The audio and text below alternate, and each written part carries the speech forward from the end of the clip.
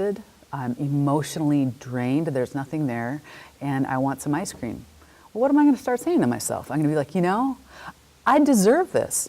I've been doing this and that all day, and this one thing is not going to hurt me, so I'm going to have it. I'm going to do something nice for myself. In the long run, it's not nice. And then in the moment, we often don't take a scoop of ice cream or a corner of the cake because we're eating emotionally. So at that point, once we start that behavior, we've checked out. We've disengaged this part of our brain, and we might not even taste what we're eating anymore.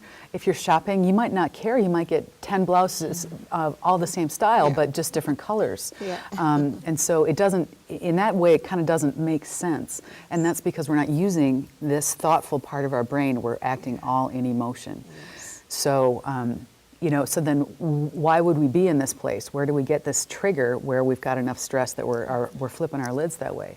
And that can come again from a lot of places. If I've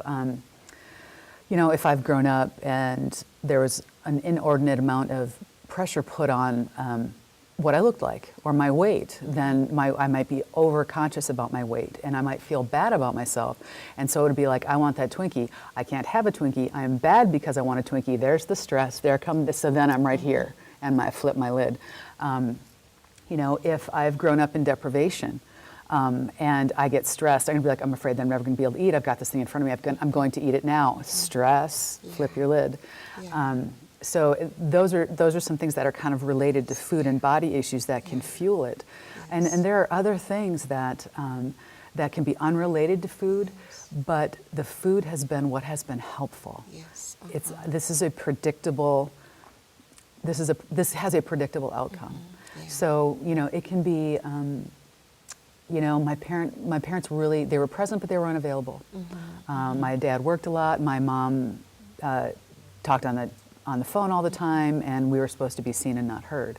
So I might struggle with feelings of abandonment, with rejection, of low self-esteem, and it's the same thing.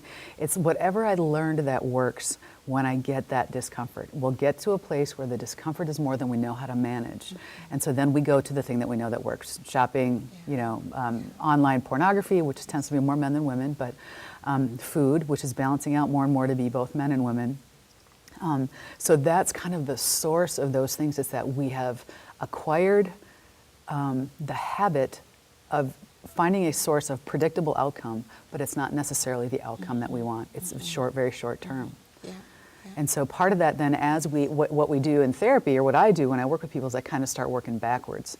In many ways, I'm going to try to find out what that root is, are we looking at abandonment, rejection, and it doesn't, you don't always have to have been, beat as a child or anything like that. It could be, sometimes there's a parental inversion where a parent depends on a child emotionally.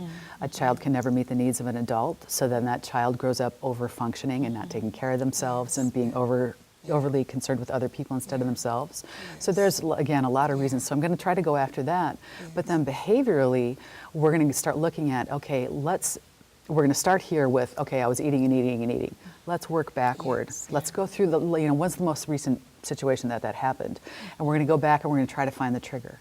And when we can find that trigger, they're like, okay, we know that this is a trigger. We know that if you come home and you haven't eaten all day and you open the fridge, it's a free-for-all.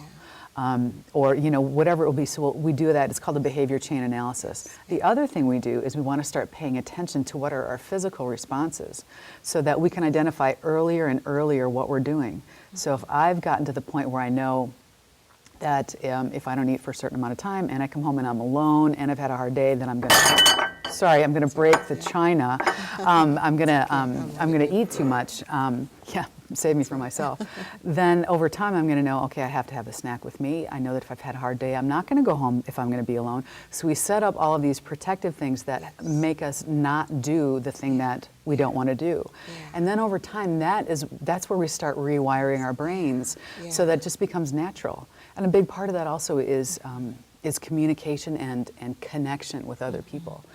Our brains are wired to connect. When we don't connect, we feel the absence. And so that's another thing. Again, with food, being overly concerned with other people, we don't tend to find safe people. We tend to find people who depend on us. And so, but that doesn't feed us. It feeds us in the sense that we're doing something for someone, and that feels good. but it doesn't really feed us. I'm going to step in just a little bit. It's, as you bring up these relationship areas, I'm just curious to hear your take on some of the tendencies that I've seen people have. For example, abusive relationships. I'm thinking about women that are in an abusive relationship and they know they can get away from that, but they just keep going back to that. Maybe that one ends and they find another person that's going to treat them the same way, and they just gravitate to. Can you speak a little bit on that? Because I think we see that not just even in romantic relationships, but even parents or even siblings. You know that your sister treats you badly or your brother treats you badly, but you keep trying to fix this and you keep going back to that even though it hurts you. Speak a little bit to that. And there's some differences between family and friends sometimes, but because we develop roles in our family that we tend to maintain until we realize that they're hurting us. If my parent has relied on me for emotional support, then what happens is I actually gain more power in the family. Not fun power, not good power, but I do have more power. And what happens is, instead of feeling powerful, I feel pressure. And it's my job to keep the family together. It's my job to make sure my mom's okay. And so then I might keep going back and trying to fix those things. And there are other things that play into it. You know, and abusive relationships are, again, as all human behavior is varied and complex. There's a couple things that work into it. There's generally some low self-esteem that's going on. You know, we kind of can predict that. But one of the things that's so powerful about the abusive cycle is that it has what's called an intermittent reward cycle. So that means we don't know when we're going to get the reward. And that we have found is actually the most persuasive reward cycle, because we're going to push and we're going to push and we're going to try and try, because we know that kind man, he's going to come out one day if I just keep going.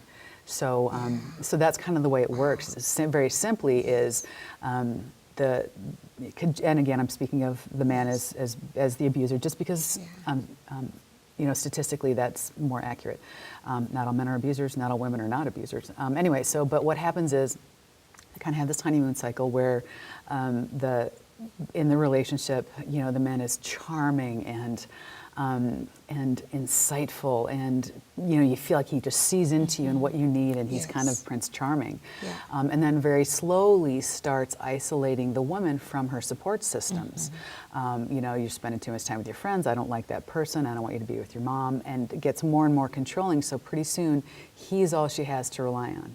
Once he's got her there, that's often when the more powerful forms of abuse begin. Wow, that's just amazing.